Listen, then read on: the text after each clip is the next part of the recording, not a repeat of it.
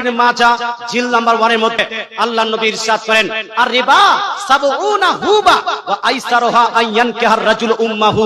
একবার কোন ব্যক্তি যদি সুদ খায়, একবার কেউ যদি সুদ খায়, আল্লাহর নবী ইরশাদ করেন সুদ যদি খায় তার ৭০ প্রকারের গুনাহ হবে। এই ৭০ প্রকারের গুনাহের মধ্যে সবথেকে ছোট গুনাহটা হলো নিজ মায়ের সঙ্গে জিনা করার গুনাহ। বলেন নাউজুবিল্লাহ। নিজ মায়ের সঙ্গে জিনা করার গুনাহ। আমরা তো সাধারণ মানুষ, একটু যদি ভাবি যে গুনাহ বড় কোনটা, তো সবথেকে বড় গুনাহ আমাদের কাছে হলো মায়ের সঙ্গে জিনা করা, নাকি? সবথেকে বড় গুনাহটা আমাদের কাছে হলো সবথেকে মায়ের সঙ্গে জিনা করার গুনাহ। কিন্তু আল্লাহর নবী ইরশাদ করেন এটা তোমাদের কাছে সবথেকে বড় গুনাহ।